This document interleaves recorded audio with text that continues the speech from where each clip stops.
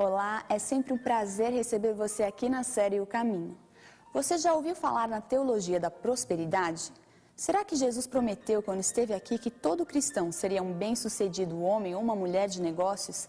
Teria casa própria, automóvel do último tipo? Será que eu só recebo as bênçãos de Deus quando dou o dízimo e as ofertas? Pode o meu dinheiro comprar a Deus? Afinal de contas, será que Deus precisa do meu dinheiro? Há base bíblica para apoiar essas afirmações? Por que no meio religioso se fala tanto em dinheiro? Qual é a relação entre o dinheiro e a religião? Todas essas perguntas serão respondidas no programa de hoje por Fernando Iglesias, que está baseado nos estudos 20 e 21 do curso bíblico Ouvindo a Voz de Deus.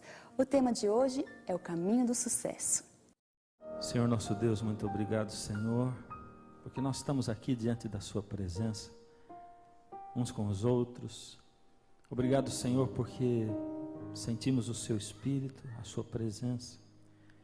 Obrigado, Senhor, porque viemos aqui a esse lugar onde a Sua palavra flui aos nossos ouvidos e ao nosso coração e à nossa mente. Mais uma vez, Senhor, toma-nos nas Suas mãos, toma as nossas necessidades e fala a nós aquilo que nós precisamos ouvir, mais do que aquilo que nós queremos ouvir. Move-nos na Sua direção. Em nome de Jesus, amém. Boa noite a todos. Nós estamos aí, não é? Mais uma noite aqui para abrir a palavra do Senhor, estudar, ver o que o Senhor tem para nós. Hoje, você gostaria de saber o caminho do sucesso? Então vamos mudar de assunto, vai. Vamos para o próximo. E você, gostaria de saber o caminho do sucesso? Você é bem-vindo também aqui na nossa classe bíblica. Aliás, ela é nossa, de todos nós, de você que ouve pela Rádio Novo Tempo, que ouve pela TV Novo Tempo, dentro de uma igreja, ou na sua casa, em qualquer lugar. Você gostaria de saber o caminho do sucesso? Esse pessoal aqui não gostaria. Gostaria? Então vamos lá. O caminho do sucesso. Eu quero fazer uma pergunta direta, logo de cara para vocês assim, escrachar ou escancarar o assunto de hoje. Por que toda a igreja fala em dízimos e ofertas? Por quê? Sabe qual é o pensamento corrente? O que as pessoas pensam atualmente é: dois motivos, porque as igrejas são comércios, e segundo, porque pastores são comerciantes e aproveitadores da fé alheia.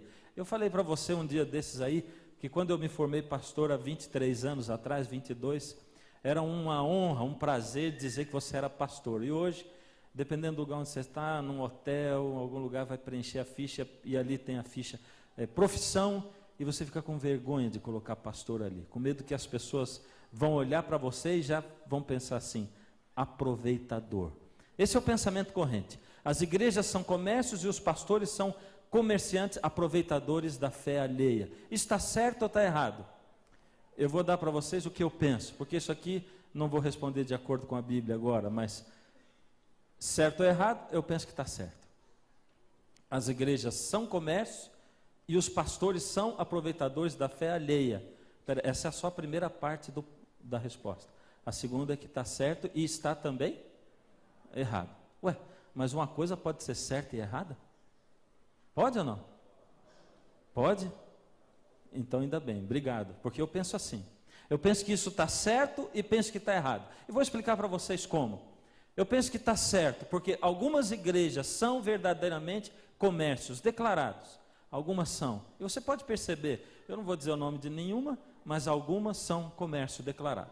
Alguns pastores também são comerciantes declarados e usam a sua igreja como comércio. Existem algumas igrejas hoje que são franquias, inclusive, como uma empresa. Você vai lá e diz: eu quero abrir uma igreja tal, e você paga por aquela franquia e vai e abre aquilo ali. Ou seja, declaradamente algumas igrejas são comércios e declaradamente alguns pastores realmente são comerciantes declarados. Por isso está certo, e vou explicar por que está errado.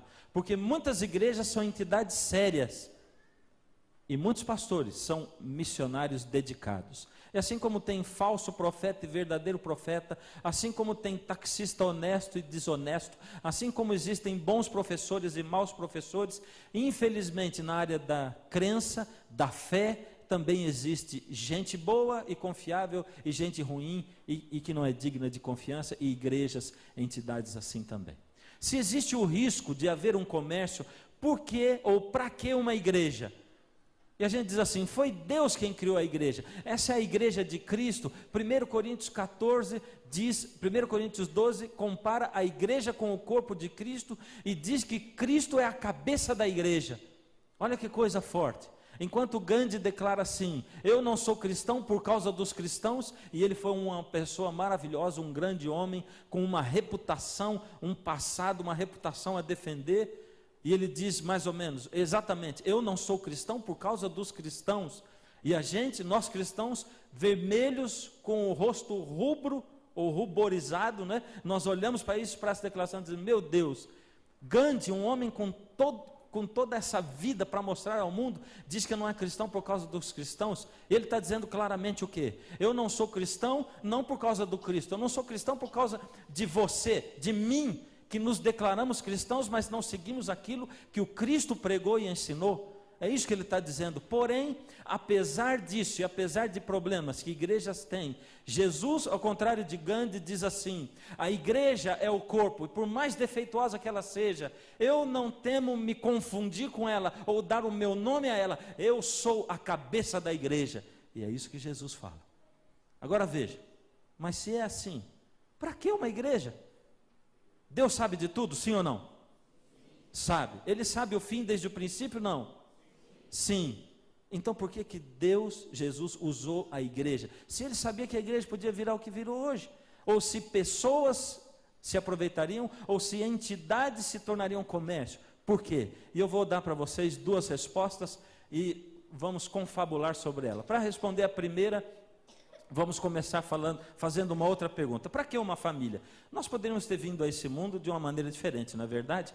A gente poderia ter vindo através de plantar uma semente no chão e nascer um pé de homem ali, né, um outro de mulher, e a semente azul ia nascer um homem, e a semente cor-de-rosa ia nascer uma mulher. E podia ser uma coisa assim, na verdade. Deus é criativo bem mais do que eu, podia fazer uma coisa bem melhor do que eu estou pensando, falando para vocês. Porque uma família, aliás, família tem um monte de problemas, né? Olha, as pessoas ficam muito vulneráveis no relacionamento da família.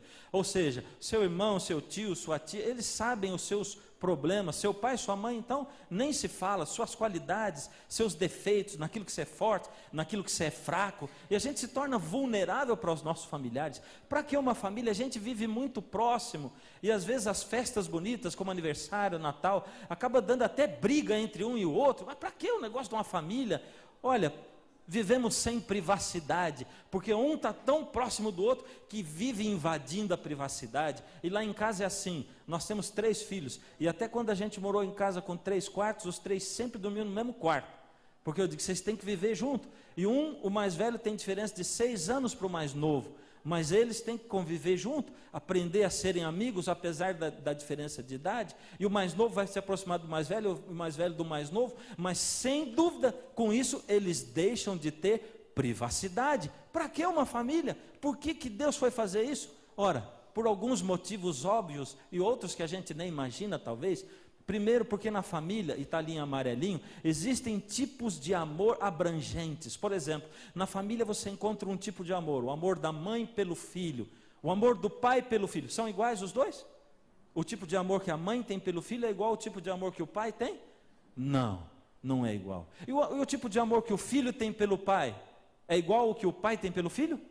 E o amor que o filho tem pela mãe é igual ao que ele tem pelo pai também? Não. E quando você une tudo isso aí, o amor do irmão para com o irmão, o amor dos amigos e tudo isso aí englobado dentro da família, primo, tio, tia, avô e avó, porque o avô, embora ele tenha sido pai do filho dele, e ele é neto do neto, ele é avô do neto dele, eu estou falando tanta coisa, estou até me confundindo, né? Mas ele é avô do neto dele, ele não consegue amar o neto como ele amava o filho. É verdade ou não é? Ah, é verdade. O pastor dessa igreja pregou outro dia, diz assim, Deus é pai, não é avô, porque avô serve para paparicar neto. E é verdade. E a minha mãe dava uma cintada na gente de vez em quando, essa é a história de todo mundo, por isso que eu vou contar para você, né? E quando nasce o neto, que você fala brabo com o teu filho, aí ela espera, daqui a pouco quando a criança sai chorando, diz, tadinho meu filho, quem te viu e quem te vê, não é verdade? É?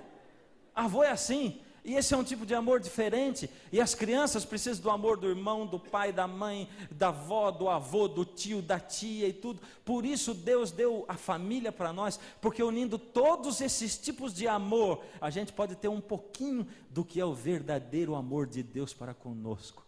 E é assim, o ser humano é o mais vulnerável. De todos os animais, tem animal, por exemplo, a tartaruguinha, ela sai do ovo e já sai para dentro do mar e vai nadar sozinha. Agora o ser humano não, ele tem que ser tirado de lá da maternidade, tem que ser alimentado, tem que ser trocado a fraldinha dele, e isso durante um tempão. Deus está dizendo, você vai aprender com a família, e sabe quando o irmão vai e pisa no seu pé, e dá uma mordida na sua orelha, e etc e tal, aí vocês vão aprender, porque o pai vai ensinar o filho e tal, e a família está aí para que a gente possa aprender lições uns com os outros dentro da família. E um irmão vai dizer assim, ó, você não mexe nisso aqui que é meu, e o outro foi lá e mexeu, e o pai diz, pois agora você vai dar o seu para ele, porque você estragou o dele, e diz, ó, e ele vai aprender com aquilo também, e Deus colocou tudo isso aí para a gente evoluir. Ou seja, por que Deus também pediu para nós uma igreja? Esse é o mesmo slide, só trocou a palavra igreja. Se na igreja, do mesmo modo, as pessoas se tornam vulneráveis, se elas também são muito próximos, não tem tanta privacidade, porque acaba que um acaba conhecendo um pouco da vida do outro dentro da igreja, não tem jeito, você convive, aí você vai na minha casa, depois eu vou na sua casa, e a gente vai almoçar junto no sábado, né? Na igreja a gente também aprende tipos de amor abrangentes, amor desinteressado, como na família aprendemos uns com os outros, é assim, Deus diz assim, eu preciso que você fique na igreja, sabe para quê?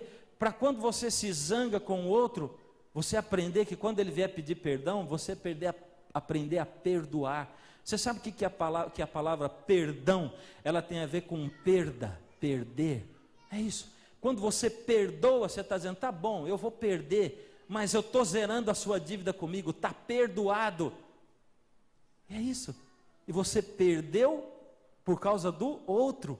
E na igreja a gente aprende a ser humilde, a ser perdoador. Na igreja a gente aprende que uma hora o outro não está assim tão afim de dar um sorriso para a gente, mas no outro dia ele está. E no outro dia sou eu que não estou tão afim de dar um sorriso, porque eu tenho um problema na minha vida, na minha família, alguém morreu, alguém está doente, e é assim. E nós vamos convivendo, e Deus diz, filho, se você vivesse no mundo livre, você seria um egoísta tremendo, você seria uma pessoa que pensaria só em você, você nunca teria um coração perdoador chegado a mim, mas filho, eu pus você primeiro numa família, e depois numa família ampliada, que é a igreja, é isso, para você poder aprender dentro disso. Deus sabia que conforme aumentasse a população do mundo, aumentaria também a solidão do ser humano, e olha que coisa, cada ano mais gente nasce, e conforme o mundo tem mais gente, as pessoas se sentem mais solitárias. Dá para você entender? Hoje as pessoas vivem algumas síndromes, não é? As pessoas moram dentro de um condomínio e um não sabe como é o nome do outro. Vive num prédio, num edifício, e o camarada não sabe o nome do vizinho dele. Às vezes sabe só o nome, mas eles não conversam nunca, a não ser no elevador. E a conversa é tão curtinha, porque se eles moram no segundo andar, ela deve durar mais ou menos uns, 15, 20 segundos. E aí quando começa, e aí o dia, começa, tchau, já foi embora.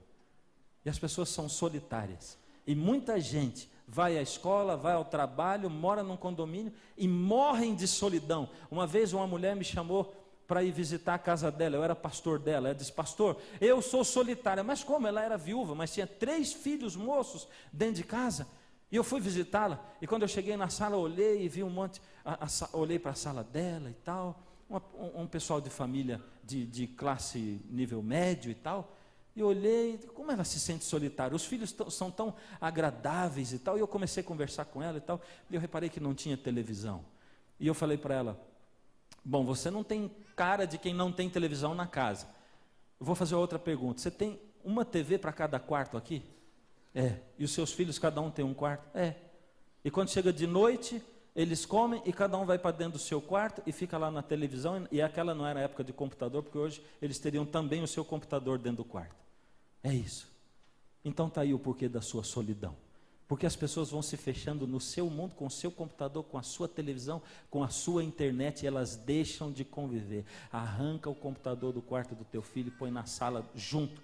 Hoje o conselho já não é mais nem não assista TV, assim, faz uma regra na sua casa. Quando tiver 3, 4 TV em casa, só é permitido ligar uma por vez. Só uma por vez.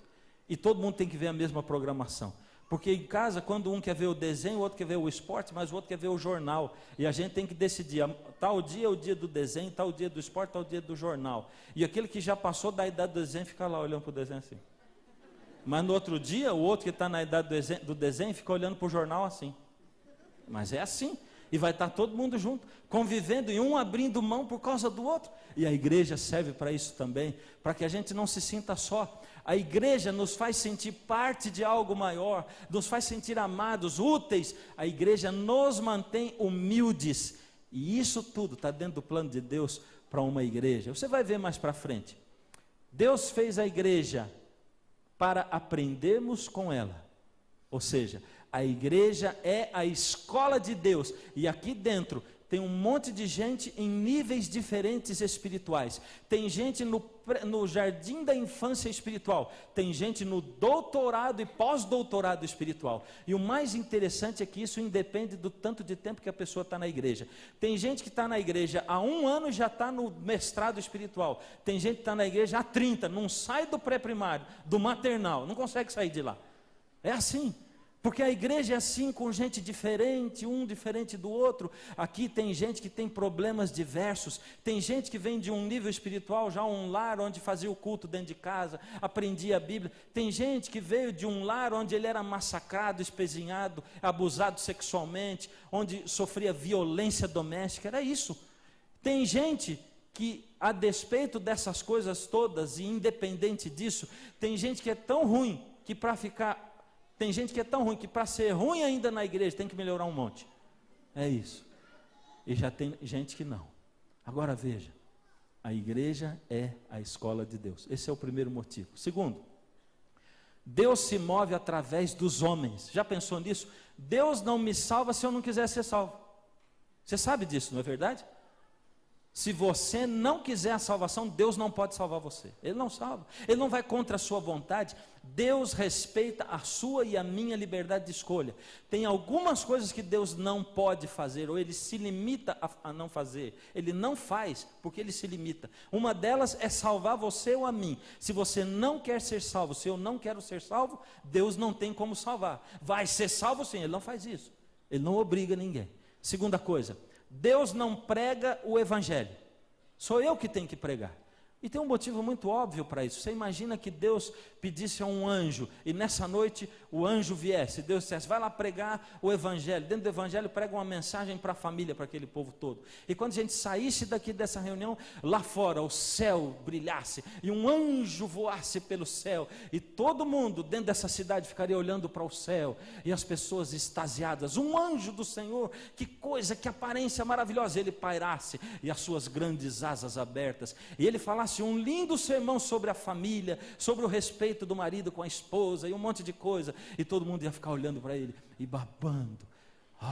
Que coisa linda!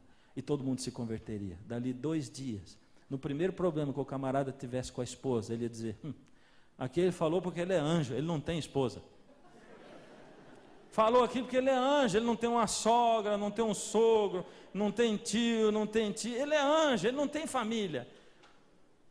Deus dá para você e para mim a oportunidade de pregarmos, e Ele se move através de nós, homens.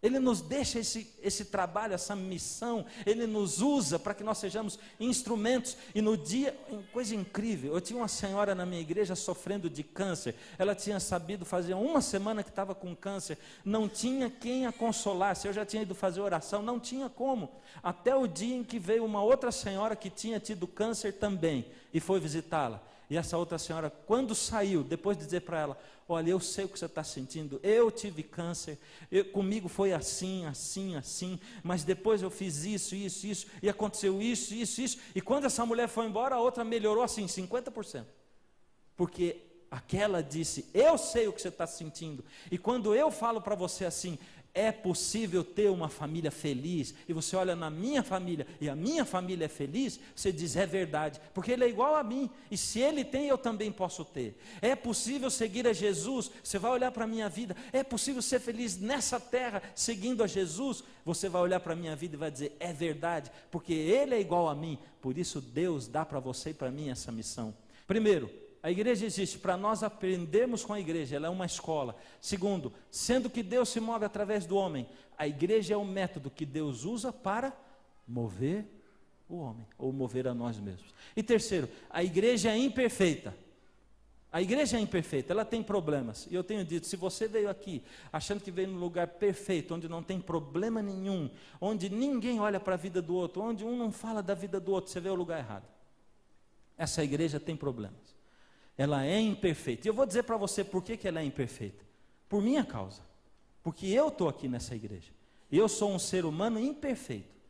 Enquanto eu, ser humano imperfeito, e você, ser humano imperfeito, estivermos aqui com os nossos problemas, a nossa igreja vai ser imperfeita. Mas Deus, apesar de quem eu sou e apesar de quem você é, Ele diz, eu sou a cabeça dessa igreja. Você é imperfeito, mas eu, a cabeça, vou consertando a sua imperfeição. E aquilo que você não pode fazer, eu faço por você. Mas o que você pode fazer, eu não faço por você. Você tem a sua parte e eu tenho a minha. Agora, Deus tem um princípio para o dízimo. Você até esqueceu que a gente estava falando de dízimo, né? Mas eu comecei falando da igreja, eu vou explicar por quê. Porque tem gente que diz assim, não, eu gosto do evangelho, eu gosto da Bíblia, o que eu não concordo é com as instituições. Por que eu tenho que pertencer a uma igreja? Porque Paulo, lá em Hebreus 10, 25, esse texto não está aí, se quiser anotar, anota, Hebreus 10, 25, ele diz assim, não deixemos de nos congregar, como é o costume de alguns. Antes, quanto mais nós vemos que o dia da volta de Jesus se aproxima, nós devemos nos congregar. E tem mais, Deus descreve o fim, o desfecho da história desse mundo como o casamento, as bodas entre o cordeiro e a sua esposa. O cordeiro é Cristo e a sua noiva é a igreja. Ou seja, Deus está dizendo para você e para mim, não deixe de se congregar como é o costume de alguns, que olham e dizem assim, não, eu concordo com o cristianismo, mas não com as instituições, porque elas não são perfeitas. Mas qual instituição é perfeita nesse mundo? Qual é? Qual é a empresa que é perfeita? Tudo que tiver a mão do homem não vai ser perfeito, mas você pode encontrar a instituição sincera, a instituição fiel. E é isso que você deve fazer, porque Deus está dizendo, quer estar fiel até o fim, quer estar firme, quer aprender e subir espiritualmente nessa escola espiritual, tem que estar junto com a igreja, sim, tem que abraçar, sim, a instituição, igreja, tem sim. Por que Deus então tem esse, qual é o princípio que Deus tem para o dízimo? Antes de falar o princípio para o dízimo, eu vou falar para você a respeito da contrafação do princípio do dízimo. O que é uma contrafação? Contrafação é aquilo que parece verdadeiro, mas que leva para o erro. E tudo que existe nesse mundo tem uma contrafação. Deus tem o profeta verdadeiro, por isso Satanás tem o profeta falso. E assim em tudo, aqui também no dízimo. E você vai distinguir, porque nós vamos avançar agora. A contrafação do princípio verdadeiro do dízimo se chama teologia da prosperidade. Você sabe o que é isso? Você vai reconhecer rapidinho.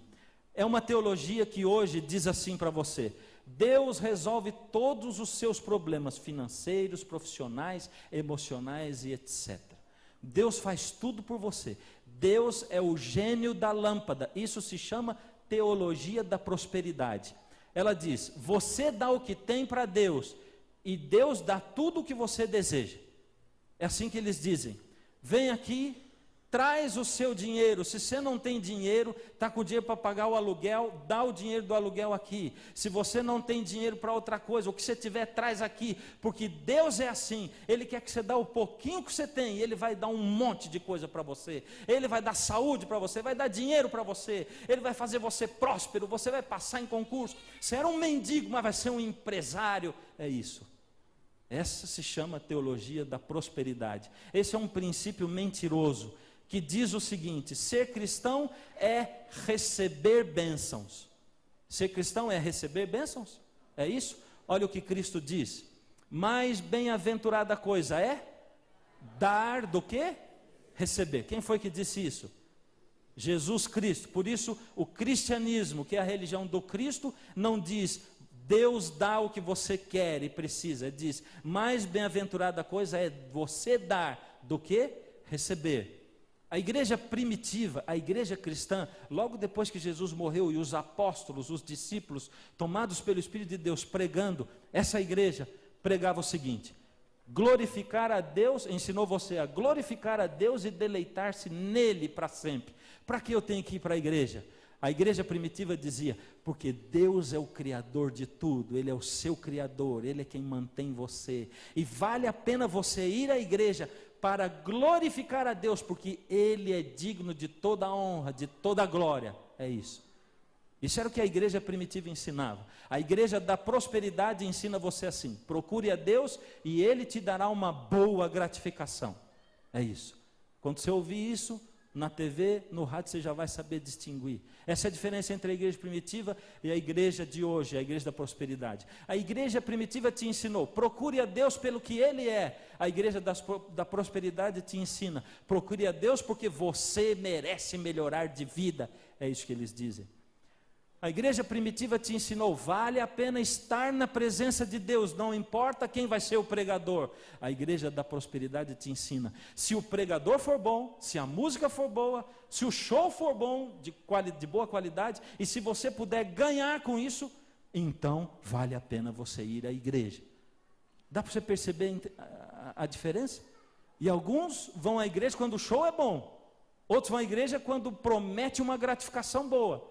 É assim. A igreja primitiva te ensinou, Deus pode usar você para alcançar e abençoar outros. A igreja da prosperidade te ensina, você pode usar Deus para alcançar as riquezas e a saúde. Olha a diferença. A igreja verdadeira, a igreja primitiva ensina assim, Deus pode usar você apesar de quem você é. Mas a outra diz, você pode usar Deus para alcançar tudo que você quer. Nós estamos nos transformando em, desculpe, mas um bando de cristãos egoístas. Sabe qual que é? É aquele grupo de pessoas que vai à igreja só para receber, só para receber. Você acha que essa igreja, ela cumpre esse papel e esse propósito de nos ensinar a sermos mais humildes, de ajudarmos uns aos outros, de perdoarmos, de dar mais do que receber, de ajudar o irmão? Deus nunca chamou os seus apóstolos. Aliás, eu estou me lembrando de Paulo, e tenho citado isso alguma vez. Paulo foi chamado por Deus, e Paulo era um homem de poder no Senhor Jesus. Era ou não era? Pelo poder de Jesus, Paulo era capaz de curar um aleijado de nascença, sim ou não? Pelo poder de Jesus, ele era capaz de ressuscitar um morto, sim ou não? Sim, e o fez. Mas Paulo diz assim, olha, por 3 vezes eu procurei o Senhor, porque eu tenho um problema de saúde, uma doença, é um espinho na minha carne. Talvez você tenha um problema desse, desde uma enxaqueca até uma doença crônica. E Paulo diz, aquilo me incomoda muito, é um espinho na carne, me incomoda demais. E 3 vezes ele diz, eu procurei a Deus. Eu disse, Senhor, eu tenho um espinho na carne. E Deus disse assim para mim, Paulo, está confundindo as coisas, filho. Eu não chamei você para ser abençoado, não. Chamei você para abençoar, Paulo. Vai abençoar os outros. O meu poder para você é para abençoar e não para ser abençoado. Jesus não está chamando você para a igreja para ser abençoado. Está entendendo? Não é para isso. Se você vier para a igreja para ser abençoado, está vindo ao lugar errado. O Senhor Jesus chama você para abençoar. E Jesus, Deus disse para ele, a minha graça te basta. O poder de Deus se aperfeiçoa na fraqueza. É exatamente isso. Você procura prosperidade? Então tem uns textos para você. 1 Timóteo 6, 7 a 10. Os que querem ficar ricos caem em tentação e cilada, e em muitas concupiscências insensatas e perniciosas, as quais afogam os homens na ruína e na perdição. Outro texto. Porque o amor do dinheiro é raiz de todos os males, e alguns, nessa cobiça, se desviaram da fé, e a si mesmos se atormentaram com muitas dores. Essa é a palavra do Senhor para você. Está indo na igreja... Eu não canso de contar, eu morava numa cidade e um homem começou a frequentar a minha igreja, numa conferência como essa que eu estou fazendo aqui. E num dia ele me pediu para ir à casa dele, eu fui à casa dele, ele tinha uma casa velha, um carro velho, e ele me contou a história dele rapidinho, disse, pastor, eu sou um dentista, eu sou formado em odontologia, mas minha vida está como, olha aqui como é que está, o senhor está vendo? Tudo ruim, minha casa é velha, meu carro é velho, tudo é ruim, eu estou cheio de conta para pagar. Pastor, em suma, eu chamei o senhor aqui para ver o que o senhor pode fazer para mim em termos financeiros, uma oração, eu não sei, uma bênção especial, não sei o que o senhor pode fazer por mim? E eu me senti o gerente do banco. Como quem diz, pastor, o senhor tem contato com o homem lá de cima, eu estou precisando de dinheiro, o que o senhor pode fazer? E a gente faz assim com Deus, algumas vezes. Vamos lá, os princípios divinos para o dízimo, cheguei neles, agora vamos lá. Quais são os princípios? Deus precisa de dinheiro? Primeiro, Ageu 2:8, é um livro da Bíblia, diz assim: minha é a prata, meu é o ouro, diz o Senhor dos Exércitos.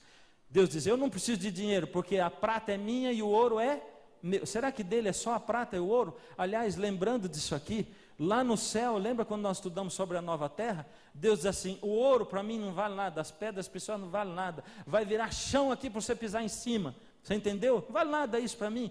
Vai ser asfalto de rua, vai ser ouro. E porta vai ser pérola, e vai ser pedra preciosa. E as colunas vão ser pedras preciosas. Vai ser assim. Aqui, Deus criou os céus e a terra. Tudo que existe nos céus e na terra é dele. Em Salmo 50, 10 e 11, ele diz assim: porque meu é todo animal da selva e o gado sobre milhares de montanhas. Conheço todas as aves dos montes, e minhas são as feras do campo. Deus diz, minha prata, meu é o ouro, meu é o universo, que eu criei tudo, e os animais, tanto os domésticos como os selvagens, são os meus. Salmo 24, 1, do Senhor é a terra e a sua plenitude, o mundo e aqueles que nele habitam. Você é de Deus também, é isso. Eu também sou de Deus, todos nós pertencemos a Deus, ou seja, tudo nesse mundo é de Deus. O que mais pertence a Deus? Sabendo que não foi mediante coisas corruptíveis, como prata ou ouro, que vocês foram resgatados ou comprados da vossa maneira de viver, mas pelo precioso sangue de Cristo. Você e eu somos de Deus, mas alguns de nós somos dele duas vezes. Porque todos nós pertencemos a Deus, mas aqueles que escolhem a Ele, se tornam dele pela segunda vez, porque nós como raça nos perdemos de Deus, e aqueles que o aceitam, são comprados pelo preço do seu sangue. E Deus diz para você, Jesus diz assim, filho, você é meu duas vezes, primeiro porque eu criei você, e segundo porque eu resgatei você do pecado. Podemos ser duas vezes do Senhor, mas tudo é dele. Por que razão Deus possui o direito sobre nós? Eu quero que você responda aqui comigo, nesse verdadeiro ou falso. Bem rapidinho, porque Ele é o Criador, verdadeiro ou falso? Porque Ele é o mantenedor, porque Ele é o Redentor, porque Ele é interesseiro. Puxa, muito difícil, mas vocês foram bem, viu? Vamos lá, o que mais Deus deu por nós? Porque Deus amou o mundo de tal maneira que deu o seu Filho unigênito para que todo aquele que nele crê não morra, mas tenha vida eterna. O que nós não podemos esquecer com relação a isso, presta atenção agora, porque onde está o vosso tesouro, aí estará também o vosso coração. Você está entendendo isso aqui? Agora você pode começar a entender por que Deus pede para mim o dízimo. Por quê? Porque Ele pede dinheiro para mim, oferta para mim. Porque Ele sabe que aonde está o meu dinheiro, está o meu coração. É isso. E toda vez que eu leio esse verso, eu me lembro, quando eu comecei a estudar teologia, no primeiro ano, e eu fui fazer uma semana assim, numa igrejinha lá no interior de São Paulo, em Santa Cruz das Palmeiras, uma igrejinha bem pequena, irmãozinhos bem pobrezinhos.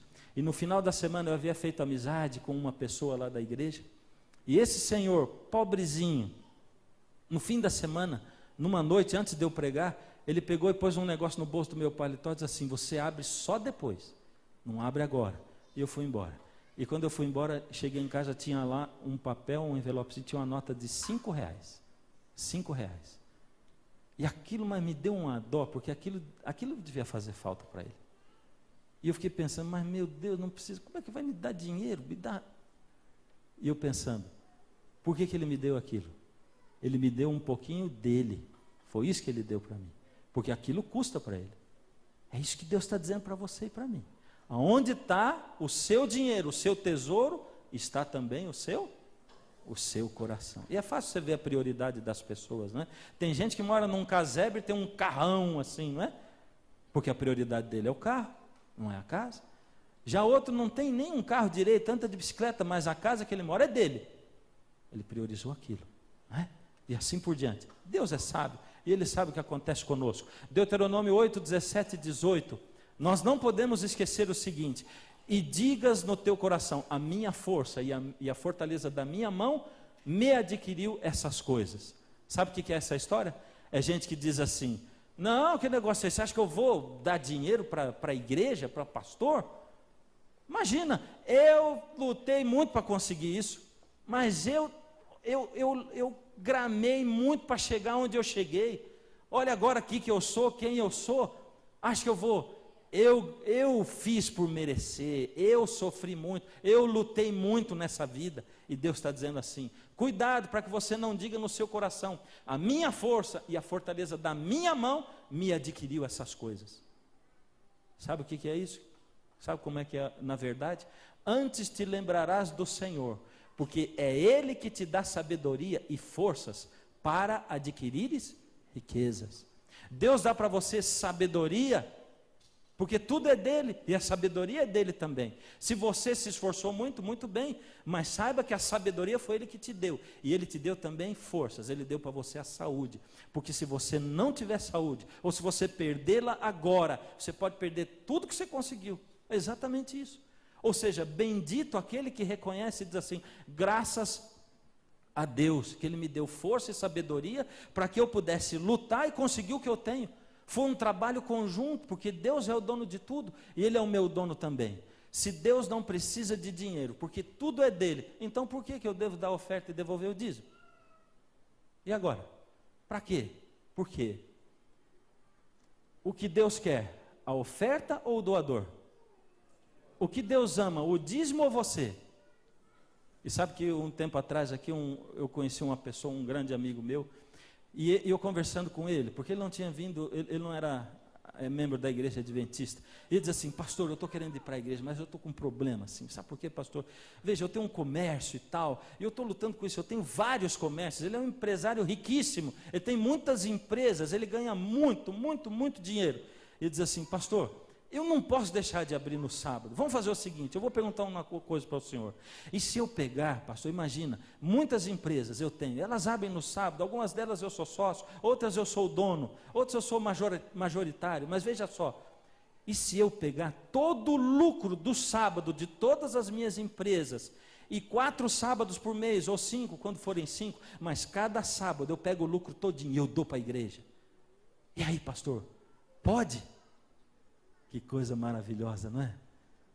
E eu sorri e diz assim: olha, eu vou falar para você com alegria no meu coração.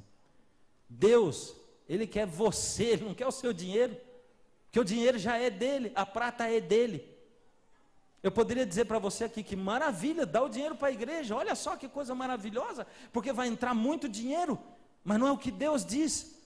Deus quer você com Ele. Sabe o que você faz? Você tem filho, não tem? Tenho. Então você faz assim, chega na tua casa, durante um mês, você diz assim: filho, eu não posso ficar com você, nem o sábado nem o domingo, eu trabalho durante a semana, chego tarde em casa, você já está dormindo, e vamos fazer assim: filho, mas eu não posso ficar com você, nem um domingo, nem sábado, durante o ano inteiro, mas filho, ao invés de ficar com você, papai vai fazer um negocião com você, vou te dar R$200 no sábado e 200 no domingo, tá bom?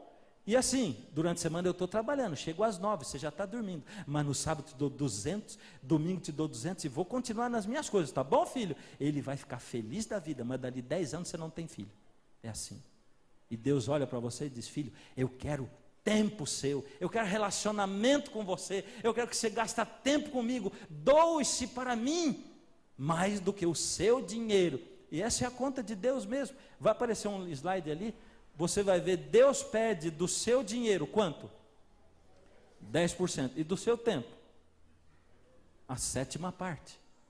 Porque o sábado é o 7º dia da semana, mas o dízimo é 10%. Pega uma pizza, divide em 7 pedaços, e pega a mesma pizza e divide em 10. Qual que vai ter pedaço maior? É a que vai ser dividida em 7. Deus quer mais de você do que do seu dinheiro. Mas veja, qual o reconhecimento a pessoa demonstra quando oferta para Deus? Agora, pois, ó Deus, Deus nosso, graças te damos e louvamos o nome da tua glória, porque quem sou eu e quem é o meu povo, para que pudéssemos oferecer voluntariamente coisas semelhantes, porque tudo vem de ti, e do que é teu, nós damos. Ou seja, Deus, tudo vem das suas mãos, e eu dou aquilo que veio das suas mãos, eu dou para o Senhor de volta. É isso, é o que a gente faz. Que percentual das nossas rendas Deus reservou para que devolvêssemos como um ato de adoração? E está aí o texto, né? Também todos os dízimos do campo, da semente do campo, dos frutos das árvores são do Senhor, santos são ao Senhor. Foi Deus que estabeleceu, diz assim, é 10%.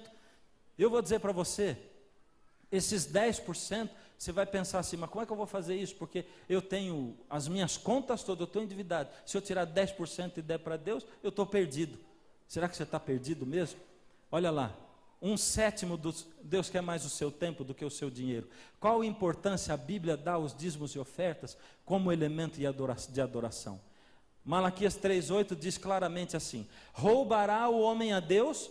Todavia vós me roubais, e dizeis, em que te roubamos? Nos dízimos e nas ofertas. Deus diz que quando a gente não devolve o dízimo, não dá oferta, a gente está roubando ele. Mas ele não precisa do dinheiro, ele não precisa. Mas ele diz, se você não me dá, você está roubando. Por quê? Porque ele sabe que aonde está o meu dinheiro, o meu tesouro, ali está o meu coração. Isso é para me ensinar a abrir mão de mim, a dizer, Deus, eu não ganhei por causa de mim, não é porque eu me esforcei, veio da sua mão e eu estou dando para o Senhor de volta. É para me ensinar que quando eu me uno com Deus, eu não estou levando a menor parte, nem a pior parte, eu estou levando a melhor parte, porque Deus é o dono de tudo.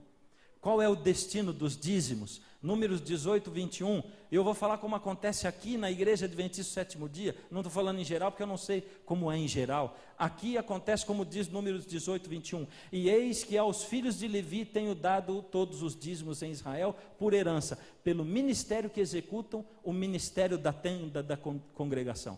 Os filhos de Levi eram os sacerdotes, ou seja, o dízimo era dedicado para o pagamento dos sacerdotes, e você já pode arregalar o olho, todo mundo dando dízimo, vai tudo para o bolso do pastor, não é verdade? E eu vou te falar como é que acontece aqui. Só vou citar mais esses dois textos. 1 Coríntios 9, 14.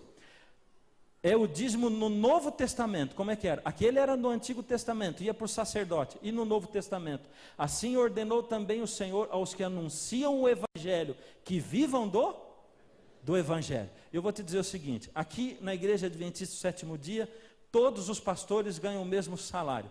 Eu que faço o programa na televisão e que sou apresentador do programa, o chefe líder da igreja na América do Sul, que está lá em Brasília, qualquer outro pastor, o pastor dessa igreja, o pastor da igreja do Parque Meia Lua, qualquer pastor do bairro, da sua cidade, todos nós temos o mesmo salário. Ele é um salário taxado para todo mundo. Todo dízimo é colocado na central, administrado, existem auditores que tomam conta disso, presta-se contas para a igreja, para a congregação, presta-se contas ao governo e tudo é milimetricamente contabilizado. O salário é igual para todo pastor, tanto para mim, quanto para o pastor dessa igreja, quanto para o pastor da igrejinha, como da igrejona. É tudo igual, para que não tenha um interesse no dinheiro. Nunca eu vou ganhar um salário maior do que o outro, nunca a minha vida vai ser diferente da vida do outro pastor. Nós vamos ter a vida mais ou menos equilibrada. Logicamente, um pastor, a mulher, de repente trabalha. Tem pastor que a mulher é médica, tem outro que é dentista, tem outro que é filho de empresário. Eu tenho amigos, colegas que são pastores e que vieram de famílias ricas. O pastor George Vandeman, que foi o primeiro orador do Está Escrito aqui no Brasil, era de uma família tão rica que ele doava todo o seu salário todo mês para a obra de Novo.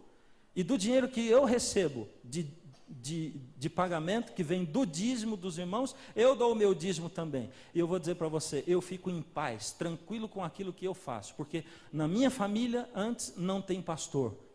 E talvez se fosse juntar o dízimo que meu pai deu a vida inteira, e que os meus tios e que minha família toda deu, que meus filhos ainda vão dar, vai dar muito mais do que todos os salários que eu vou receber na minha vida. Dá para você entender? Ou seja, o interesse meu não é em receber, mas o interesse meu é em trabalhar para a obra, assim como os outros colegas o fazem. E a contabilidade da igreja é aberta, para a hora que você quiser ver e a hora que você quiser saber. É totalmente aberta. Você pode saber o quanto ganha esse, o quanto ganha, como é que funciona e para onde vai cada coisa. Esse é o destino dos dízimos. A Bíblia diz mais: trazei todos os dízimos à casa do tesouro, à igreja, para que haja mantimento na minha casa. Para você não dizer assim, não, o meu dízimo eu vou dar para essa coisa. O dízimo não é teu não, o dízimo é de Deus.